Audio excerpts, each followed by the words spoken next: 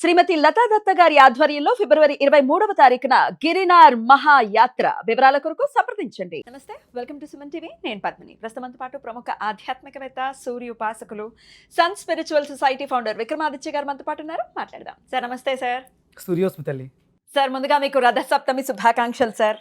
సూర్యోస్మి తల్లి, మీకు కూడా రథసప్తమి శుభాకాంక్షలు.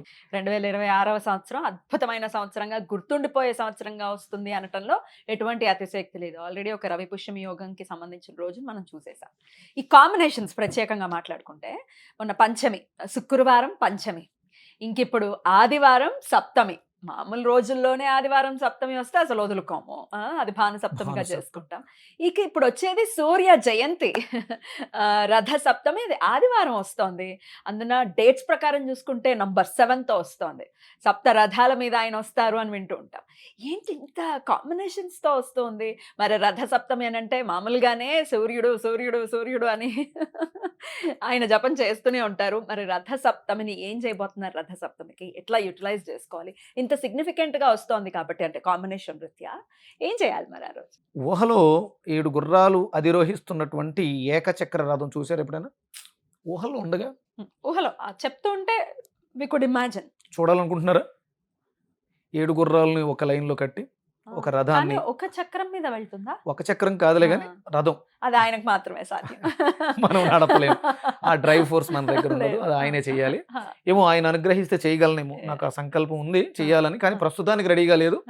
ఈ జనవరి 25 మీరు గుర్తుపెట్టుకోండి, డిసెంబర్ 25 జనవరి 25 మిత్ర జయంతిగా సెలబ్రేట్ చేశా. మీ అందరి క్యాలెండర్లో మార్చుకోండి అని చెప్పా. 2026 డిసెంబర్ 25 మిత్ర జయంతి. ఇది సూర్య జయంతిగా సెలబ్రేషన్. జయంతి కాదు, తనని తాను ప్రపంచానికి, ప్రపంచంలో ఉన్నటువంటి సమస్త జీవకోటికి తనని తాను వ్యక్తపరుచుకున్నటువంటి రోజు, పరిచయమైన రోజు మాఘమాసం రథసప్తమి. అంటే తన రథయాత్రలో ఒక అద్భుతమైనటువంటి రోజు, ఇది ప్రారంభ రోజు. సూర్య జయంతి అంటే చాలా చాలా విశేషంగా మనం జరుపుకోవటం అనేది, అందరూ కూడా ఇంకా అసలు ఆ రోజుని ఖచ్చితంగా యూటిలైజ్ చేసుకుంటారు. కానీ ఇక్కడ నాకు ఒక భయం ఉంది. ఏంటని అడగరే? చెప్పండి. ఆదివారం వస్తుంది, అసలే సూర్యుడికి సంబంధించిన రోజు. ఆదివారం అంటే మనకు తెలుసు ఎగ్జిబిషన్స్ ఎట్లా ఉంటాయి. పొద్దున్నే ప్రతి వారం సండే వచ్చింది, ఒకవేళ బయటకు వెళ్తున్నాం పొద్దున పూట అంటే మీరు గుర్తొస్తారు ఖచ్చితంగా. ఇట్లా చెప్తూ ఉన్నారు. ఇంకా నేను దేని గురించి అంటున్నాను మీకు తెలుసు. ఈ నాన్ వెజ్లు, ఆ చేపలు అవి కొనుక్కొని అంతా, ఇంకెంత మహిమాన్వితమైనటువంటి రోజు. ఏకాదశులు కూడా ఒక్కోసారి సండే వస్తే భయం అనిపిస్తుంది. ఇప్పుడు ఏకంగా భాను సప్తమి, మాఘమాస సప్తమి, రథ సప్తమి, ఆదివారం. మాఘమాసం చాలా విశేషం. దయచేసి అమ్మే వాళ్ళకి చేతులు జోడించి నమస్కరిస్తున్నారు.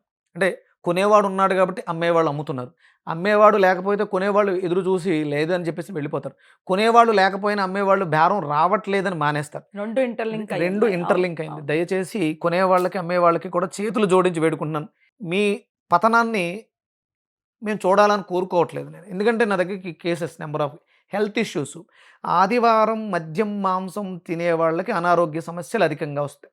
అంటే గ్రహణం సమయంలో భుజించడం ఎంత దోష భూయిష్టం. అంటే భగవంతుడికి ఏమీ సంబంధం లేదు. అంతే. గ్రహణం సమయంలో గ్రావిటీ తగ్గుతుంది కాబట్టి నువ్వు తిన్న ఆహారం పచనం కాక బ్యాక్టీరియా ఫాలో అవుతుంది కాబట్టి దాని ఎఫెక్ట్ నీ మీద పడుతుంది. అది సంవత్సరం అంతా ఉండొచ్చు, 6 నెలలు ఉండొచ్చు, 3 నెలలు ఉండొచ్చు, దానికి ఎఫెక్ట్ తీరుతావు. అలాగే ఆదివారం అమ్మేవాళ్ళు, కొనేవాళ్ళు, తినేవాళ్ళు, పెట్టేవాళ్ళు కూడా. నేను మొన్న ఆదివారం ఒక మిత్రుడి ఇంటికి వెళ్ళా. వాళ్ళు తినరు, వాళ్ళ తమ్ముడు వస్తున్నాడని ఆవిడ వండుతుంది. నేను చూసి చెప్పా, వాడికి నేను చెప్తా, ఎవరిని ఫ్రెండ్ చెప్పాడురా ఇవాళ ఆదివారం పెట్టొద్దన్నాడు, ఎందుకంటే రేపటి నుంచి మాఘమాసం ముందు రోజే 18వ తారీఖు ఆదివారం అమావాస్య. చాలా పవర్ఫుల్. ఎందుకమ్మా నువ్వు పాపం మూట కొట్టుకుంటావు అన్నాను నేను. ఎందుకంటే వాడు నువ్వు పెట్టలేదు తిట్టుకుంటాడు. మా అక్క నాకు భోజనం మాంసంతో పెట్టలేదు, నాన్ వెజ్ పెట్టలేదు అని తిట్టుకుంటాడు, నష్టం ఏం లేదు. కానీ వాడికి నువ్వు మాంసం వండి పెట్టేసావు, వాడు తినేసి వెళ్ళిపోతాడు. ఆ పాపానికి నువ్వు కారణం అవుతున్నావు. అంతే. తిన్నందుకు వాడు నిన్ను మెచ్చుకున్నా ఆశీర్వదించిన ఆ ఆశీర్వాద ఫలం నీకు ఉండదు. ఇక్కడ తిట్టుకున్నాడు, అది శాపం కాదు, అది పుణ్యం అవుతుంది. వాడితో నువ్వు పెట్టలేదు కాబట్టి వాడికి ఇంక తిండు. మధ్యాహ్నం భోజనానికి వస్తున్నాడు, వాడు ఇంక తిండు. ఆ పుణ్యానికి నువ్వు కారణం అవుతావు. అది నీకు 10ంతల ఫలితాన్ని ఇస్తుంది. అమ్మేవాళ్ళు కూడా మీరు ఆల్టర్‌నేటివ్ ఆలోచించుకోండి. నష్టం ఏమి లేదు. ఇలా కాకపోతే ఇంకొకలా బ్రతకొచ్చు. పాపాన్ని మూట కట్టుకుంటూ మీరు చేసేటువంటి వ్యాపారం మీకు డబ్బు సంపాదిస్తుంది. అది మీ పిల్లల అనారోగ్య సమస్యలకు, మీ అనారోగ్య సమస్యలకు, వేరే దానికి 10ంతలు ఖర్చయిపోతుంది. దయచేసి ఇది మాఘమాసం భానుసప్తమి చాలా విశేషమైనటువంటిది. అందరూ కూడా భక్తి శ్రద్ధలతో జాగ్రత్త. ఇది చెప్పాలనిపించింది ఖచ్చితంగా. చెప్పాలమ్మా, చెప్పాలి. రిజిస్టర్ మనం ఇంచుమించు 4-5 ఏళ్లుగా చెవిలో ఇల్లు కట్టుకుని దూరేగల్లా పోరాడుతూనే ఉన్నాం. మార్పు వచ్చింది. చాలా మంది నాకు గర్వంగా అనిపిస్తుంది. మీ వీడియోలు చూసిన తర్వాత మేము సండే నాన్ వెజ్ మానేసాం, బాగున్నాం, మార్పు వచ్చింది మా నాకు జీవితంలో. కూడా చెప్పిన వాళ్ళు చాలా మార్పు ఉందండి అని అండి. గొడవలు లేవండి ఇంట్లో అని అంటుంటే ఎంత సంతోషం. కడుపు మంట, కడుపులో మంట రెండూ పోతాయి. సండే చాలా పవర్ఫుల్ అండి. ఇది భగవంతుడికి ఆపాదించొద్దు, సూర్యుడికి ఎలాంటి సంబంధం లేదు. ఇంకో క్వశ్చన్ అడుగుతాను నేను యాజ్ అ బ్రాహ్మణ్. మరి మాకు కూడా ఉన్నాయి కదా కష్టాలు, దేని వల్ల వస్తున్నాయి అంటున్నారు? సూర్య అపచారాలు ఉన్నాయి. సూర్యోదయానికి పూర్వం నిద్ర లేవని వాళ్ళు, వాళ్ళకి కూడా వస్తాయి. సంధ్యావందనం చెయ్యని వాళ్ళకి. సంధ్యావందనం కూడా చేస్తారు ఖచ్చితంగా, చేయని రోజు అంటూ ఏముండదు. అయినప్పటికీ ఎందుకు వస్తుంది? ఇంకేమైనా గ్రహ సూర్య అపచారాలు చాలా ఉన్నాయమ్మా, మీరు గమనించుకోండి. ఆదివారం ఏకభుక్తం ఉండాలి, ఫలాహారమే తీసుకోవాలి, తేలికగా జీర్ణం అవ్వాలి. ఆ రోజు మీరు అంటే నూనె తినకూడదు. నూనె అరగదని తినొద్దు అన్నారు. నూనె అరగదు కాబట్టి తినొద్దంతే. ఇంకా సూర్యోదయం తర్వాత అంటే సంధ్యావందనం తర్వాత తినాలి. సంధ్యావందనం చేయకుండా తినడం కూడా తప్పే. మధ్యాహ్నం కూడా అంటే బ్రాహ్మిన్స్ అయితే 3 సంధ్యలు కంపల్సరీ ఉపనయన సంస్కారం జరిగిన తర్వాత 3 సంధ్యలు చేసి తీరాలి.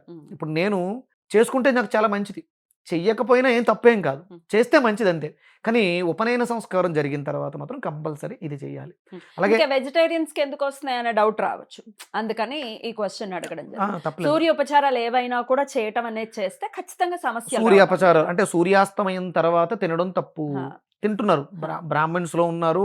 సూర్యాస్తమయం తర్వాత కామన్ గానే తింటున్నాం కదా, అందరూ తింటున్నారు. దానివల్ల హెల్త్ ఇష్యూస్ వస్తున్నాయి. మీరు దానికి ఏమి ఎవరు దానికి ఎగ్జామ్షన్ కాదు. కులాలతోటి మతాలతోటి సూర్యుడికి సంబంధం లేదు. సూర్య అపచారాల గురించి ఖచ్చితంగా ఒక వీడియోలో మనం వివరంగా మాట్లాడుకుందాం. రథసప్తమి గురించి చెప్పండి. ఇందాకేదో అంటున్నారు 7 గుర్రాలతో చూడాలనుకుంటున్నారు, వాట్ ఇస్ ఇట్?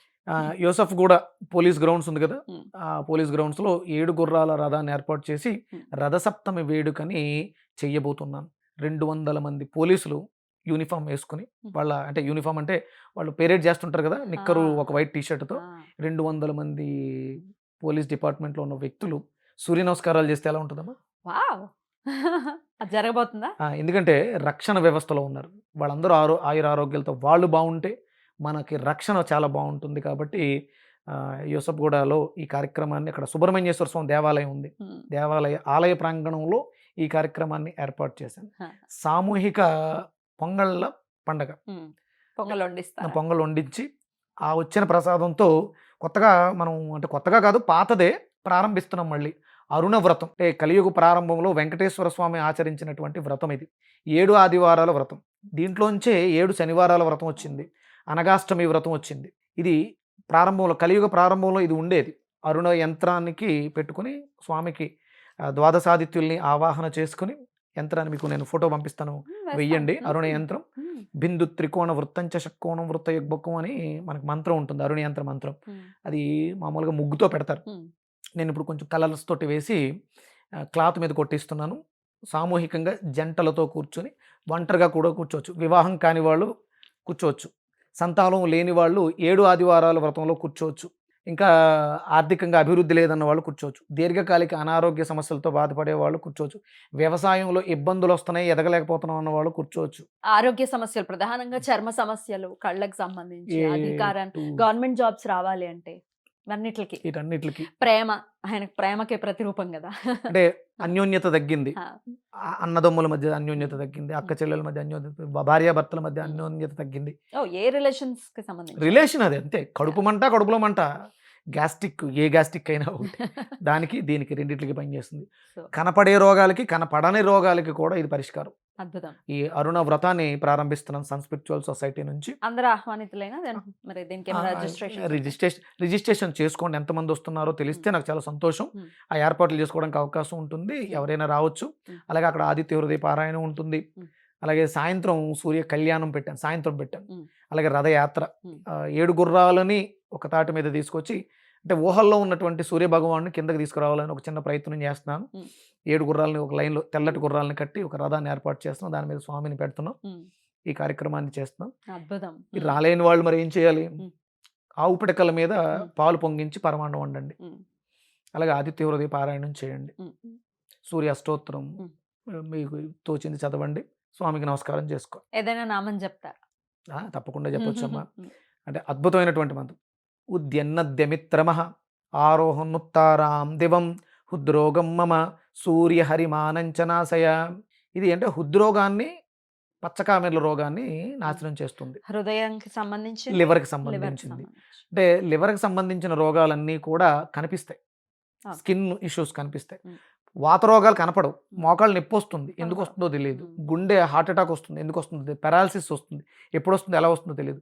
కనపడని రోగం అది. కనపడే రోగం చర్మ రోగాలు, కంటి సమస్యలు, ఇవన్నీ కూడా ఈ రెండిట్లు తగ్గించేటువంటి అద్భుతమైనటువంటి శక్తివంతమైన మంత్రం ఇది.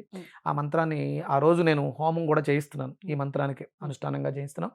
మీరు ఈ మంత్రాన్ని ఇంట్లో చదువుకోండి. మీకు నేను PDF ఇస్తాను, స్క్రోల్ చేయండి. ఉద్యన్నద్యమిత్రమః ఆరోహనుత్తారాం దివం హృద్రోగం మమ సూర్య హరిమానంచనాశయ. ఈ మంత్రాన్ని ఎన్నిసార్లు చేసుకోవచ్చు? ఇంకా 108 1008. హార్ట్ అటాక్స్ భయపెడుతున్నాయి మిమ్మల్ని? ఖచ్చితంగా. అందరికీ హార్ట్ ఉందిగా. గుండె బాగుండాలి అనుకున్నప్పుడు ప్రతిరోజు 27 సార్లు ఈ మంత్రం చదువుకోండి. సూర్యుడికి ఎదురుకుండా కూర్చొని. గుండె జబ్బు వస్తే నన్ను అడగండి. గుండె జబ్బు మీకు వస్తే నన్ను అడగండి. ఈ మంత్రాన్ని చదవండి, అనుష్ఠానం చేయండి. మంత్రాన్ని ఉద్యన్నద్యమిత్రమః ఆరోహనుత్తారాం దివం హృద్రోగం మమ సూర్య హరిమానంచనాశయ. అది ఎలాగో స్క్రోల్ చేస్తాం కాబట్టి మంత్రం స్లోగా వినండి. మంత్రం ఆయన చెప్పేది మెల్లగా వింటే 4-5 సార్లు వింటే వచ్చేస్తుంది.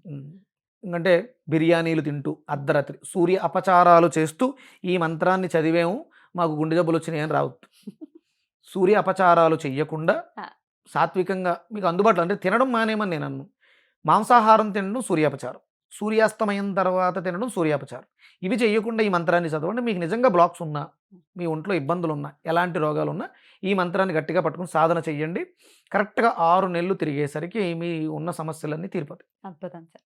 అయితే చిక్కుడుకాయ ఆకులతోటి చాలా చక్కగా ముద్దగా ఉంటుంది రథం తయారు చేయడం. కానీ చిక్కుడు అంటే చిన్నప్పుడు అయ్యే చేసేవాడు. కొంచెం పెద్ద అయ్యాం, సూర్యోపాసనలో ఉన్నాం కాబట్టి రథం తీసుకొచ్చి 7 గుర్రాల రథాన్ని చూడాలి ఒక తాటి మీద అని ప్రయత్నం చేస్తున్నారు. తీసుకొచ్చేస్తున్నారు. సూపర్. అయితే చిక్కుడు ఆకుల్ని నెత్తి మీద పెట్టుకుని కూడా స్నానం. చిక్కుడాకులు కాదమ్మా, తెల్ల జిల్లేడు ఆకులు. తెల్ల జిల్లేడా? రేగి పళ్ళు పెట్టుకుని 7 ఆకులు నెత్తి మీద పెట్టుకుని, భుజాల మీద నెత్తి మీద పెట్టుకుని 7 ఆకులు స్నానం చేస్తాం. ఇది రథసప్తమి రోజు సంకల్ప మంత్రం ఉంది, అది కూడా చదివి వినిపిద్దాం. అద్భుతం. ఆ మంత్రం చదువుకుంటూ స్నానం చేయమంటున్నారా? ఆ మంత్రం అనేసుకున్నా స్నానం చేయండి. అంటే అంటూ బాత్రూమ్ లో మంత్రం ఎలా చదువుతామండి అనే డౌట్లు రావచ్చు కదా. కొంచెం మీ వీలైతే ముందేస్తే అది బాగుంటుందేమో. వేస్తాం కదా. మాగే శుక్లే సప్తమ్యాం సూర్య ప్రీత్యర్థం రథ సప్తమి వ్రతం కరిష్యే. చక్కగా స్నానం చేసేయడం.